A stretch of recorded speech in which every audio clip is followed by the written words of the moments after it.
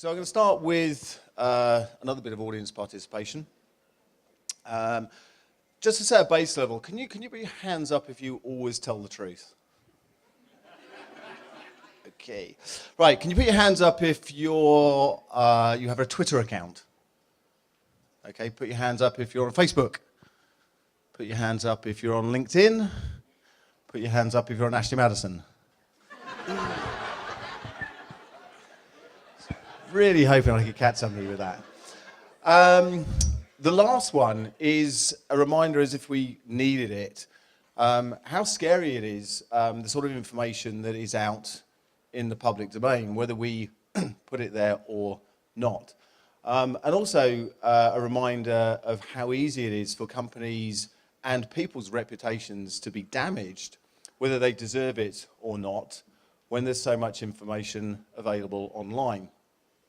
Now, I'm not going to dwell on Ashley Madison, but the point is that this session is called the Digital Dilemma.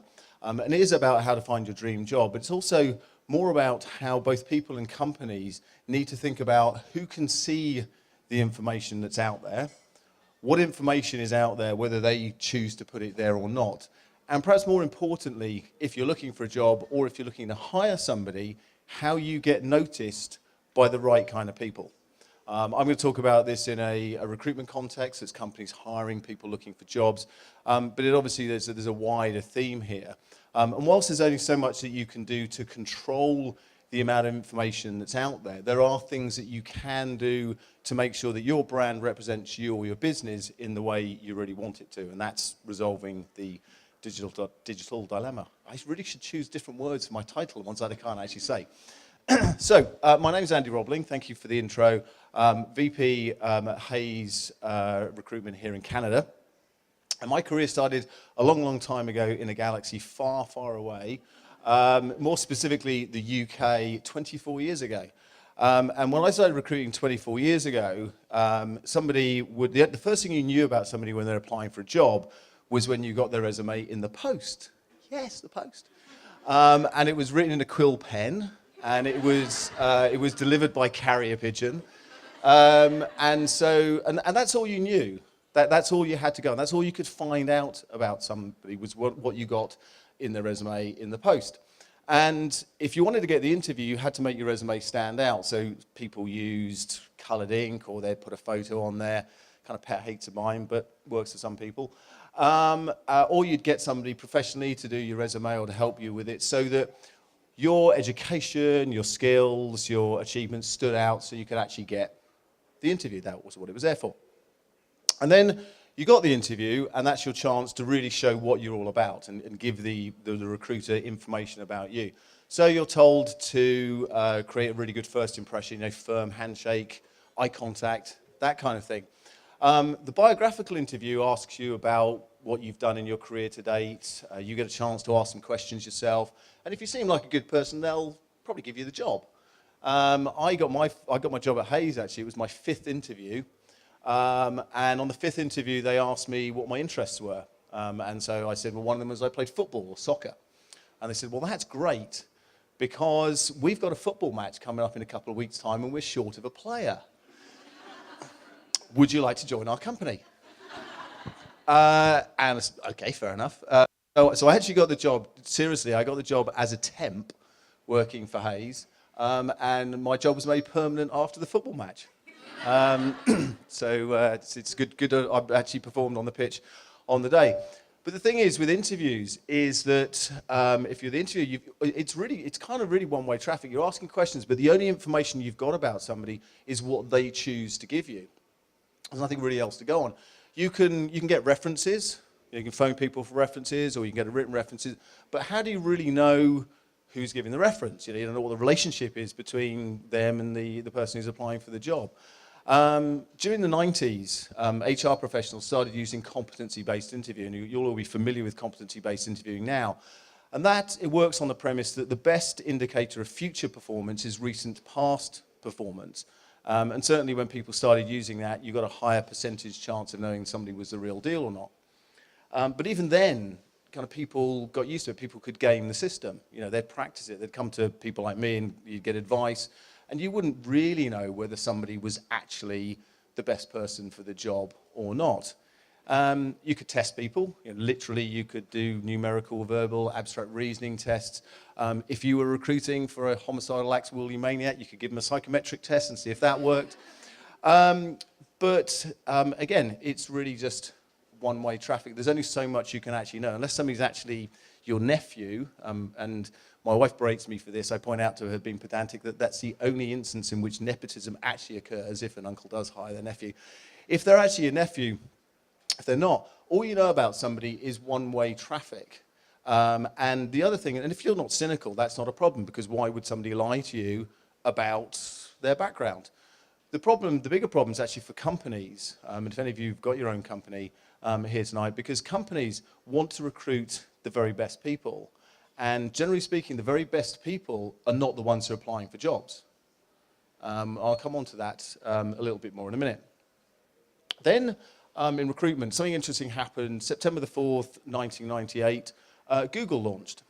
And then all of a sudden, you were actually potentially able to find more information out about people. So you could find out, you could search for them and see if there was any more information.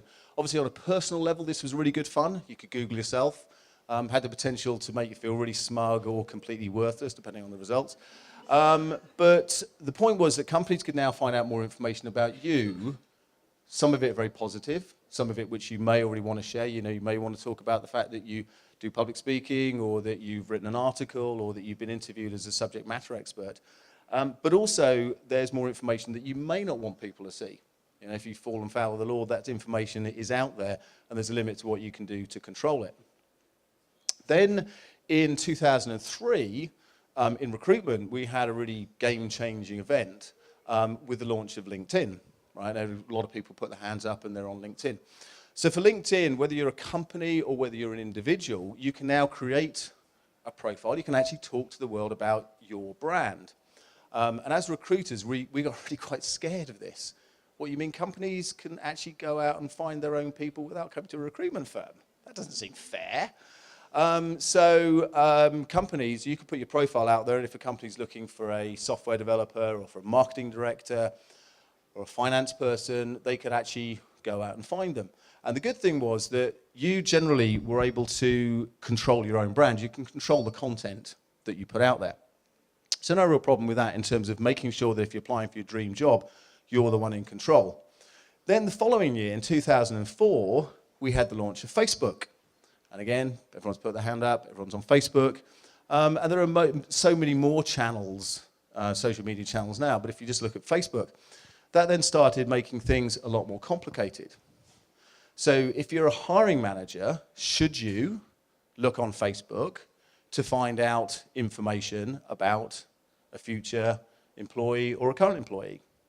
Should you be looking at their activities, and if that activities include excessive drinking, drug taking, or activities that may be legal or not that you consider not suitable for an employee, is that the right thing to do? And as an individual, should you be worried about what you're posting because a future employer can come and look at what you're doing? And also, you don't have control over what your friends or anyone else are posting anyway.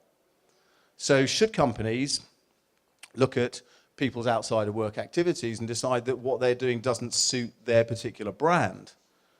And you've got two examples. You've got the Hydro One guy who got fired from his job for the abuse directed at Shauna Hunt earlier this year at the TFC game.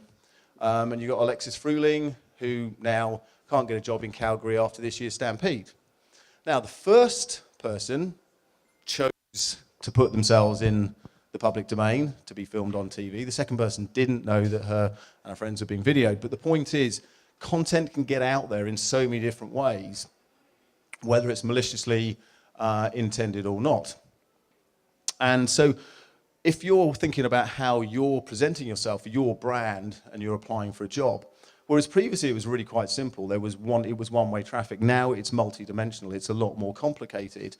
Some of it's really positive, because if you have 20 LinkedIn recommendations, people go, well, yeah, actually this person's the right person for the job. Or if somebody's tweeting about a talk you're doing, please, then that can be really positive. It also has a potential to damage your reputation as well. And then if we look at companies and what's happened with companies, If you look before 1991, what happened in a company pretty much stayed in a company, good, bad, or indifferent. Then in 1991, we had Tim Berners-Lee inventing the World Wide Web. So we've got him to blame for those annoying pop-ups and for Ashley Madison. Thanks, Tim. Sir Tim. I'm being a bit disingenuous there. And it's really interesting to think about what we used to do before we had the web. Wow. How could you imagine coping without it? In our business, what we used to do, if we wanted to find out about a company, we would phone them up.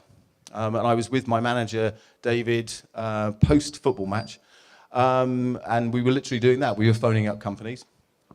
And he phoned up a company called Dalehead Foods in Cambridge. And he said, could you tell me what you do? And he said, yes, we kill pigs. That was it. So they hadn't really worked on their employee value proposition, but they did make great bacon. So, and if you wanted to find out about a company, they might advertise. Companies might advertise their products or services if they want people to know about them. And one really useless piece of web trivia for you, the first example of a printed advertisement was during the Song dynasty in China, and it was for Jen Lu's Fine Needle Shop.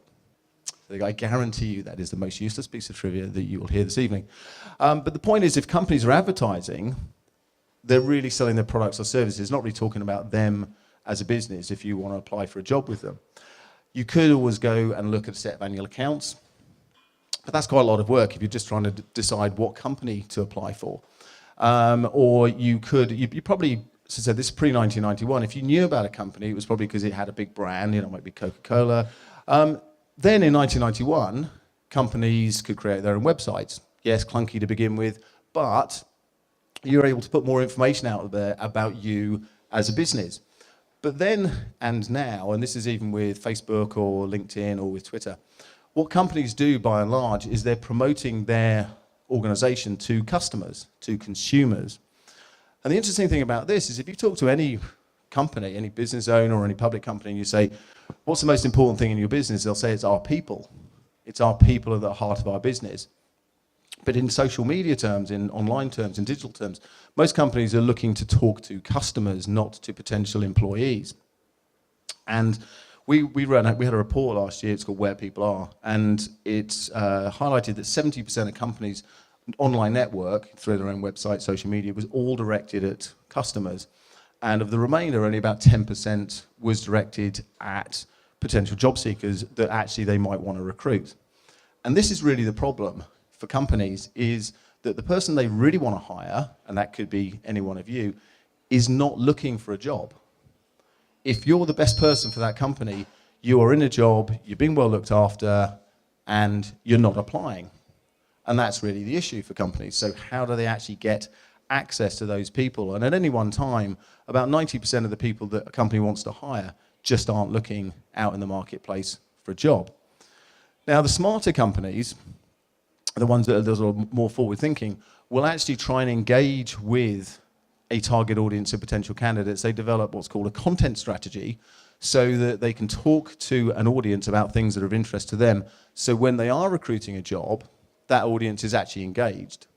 They're saying, all right, I know that company, I'm talking to them, and I'll apply for that job. And it might interest you, as a recruitment company, only 30% of the content that we have online through social media channels and our own website is actually jobs. Only 30% of it. The remainder is content that's talking to people about things that interest them about their profession, about their particular business sector, or about how they develop their careers, or quite often about salaries. Everyone always wants to know about salaries. So we produce a salary guide, and you, even if you're not looking for a job, you want to know that you're being paid market rate or above, obviously. And if you're not being paid market rate or above, then you're probably going to start applying for a job. So this is the issue with companies, is that they need to engage with people who aren't looking for jobs, but that's really difficult for even big companies to do. And for small companies who don't have the budget, it's time consuming, it requires capacity as well as capability, and it distracts you from your day-to-day focus. So how can you afford to spend the time looking for people for jobs when it's this much work? But the question really is, can you afford not to in a digital age when you've got so much more information out there in the marketplace? And can you afford to as a company when you're not actually in control of all the information that's put out there about you as a business. So in 2008, Glassdoor was launched, and a lot of you will be familiar with Glassdoor. As of April this year, Glassdoor had 400,000 company reviews on its website. So what happens in a company now does not stay in the company. It's actually in the public domain. Now, companies on Glassdoor can now pay for an enhanced profile, so they get some of the power back. But if you're going to do that as a company, you better make sure that what you're saying about your values, about corporate social responsibility, about career development with your business is actually true.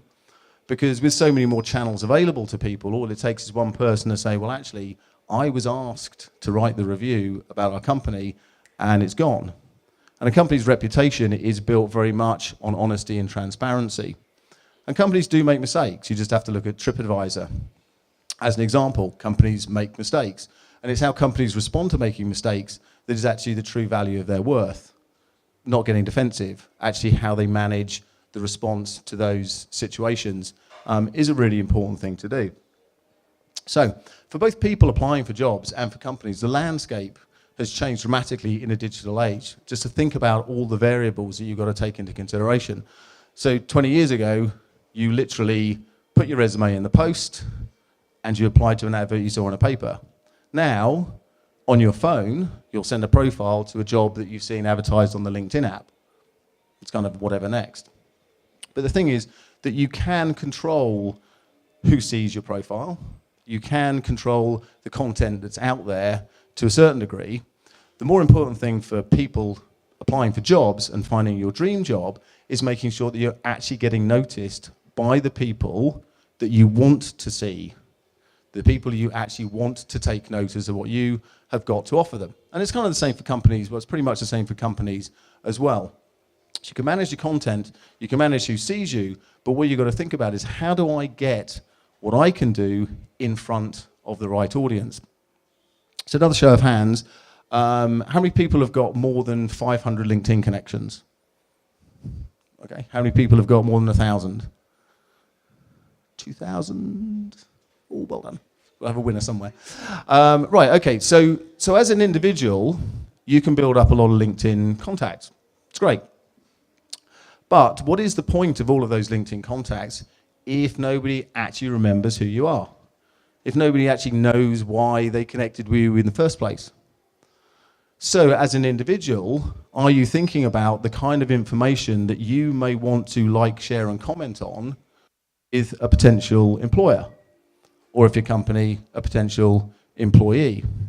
So this is a really important thing to think about as an individual. We've done a series of what we call DNA reports. We've actually profiled leaders in their profession. So whether you're an accountant, whether you're a IT professional or an HR procurement, we have reports where people have been interviewed about what made them top in their profession. And some have done it for purely altruistic reasons. They said, well, I want to give something back to people who are coming up on the career ladder. Some have done it because their companies think it's a good idea to get profile.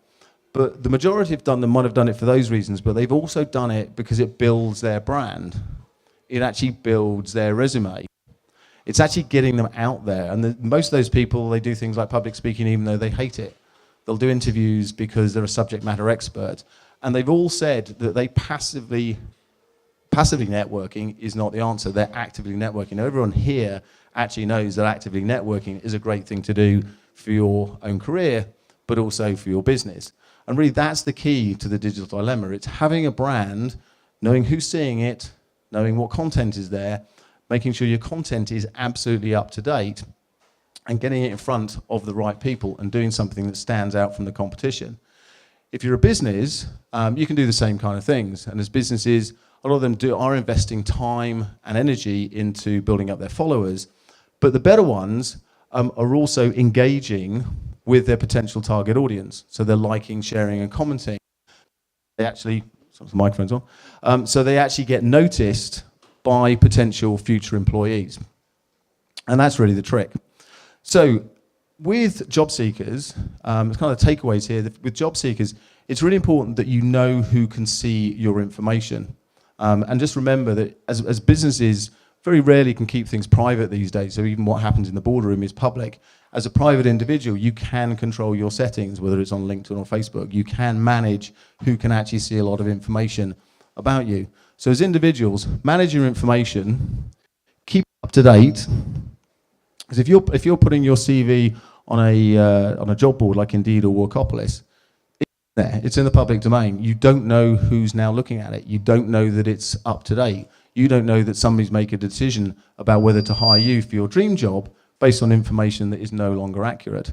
So it's keeping your information up to date, and it's also making the effort to actively network so that a future employer actually takes notice and sees who you are. And for companies as well, you need to understand your employee value proposition. You've got to know what you've got to be able to offer, and you've got to be able to articulate that and get it to the future audience, the future employees, the people who don't know they're looking for a job, but are going to be your future employees one day. So, just to finish off, coming back to Ashley Madison, I'm not saying what the hackers did right was, I haven't got a view particularly on whether what they did was right or not. But if you're going to put your information out in the public domain or somewhere like that, then whilst you might not expect that kind of result, you know that websites have been hacked before, and you know they'll be hacked again in the future. And if you're a company that kind of predicates its business model on security of information, then you better make sure that all your business practices are above board. But then that's kind of not really the point of Ashley Madison in the first place. As a sobering thought, we all know at least one CEO who is now actively looking for a job and trying to build their personal brand specifically because of the digital dilemma. Thank you.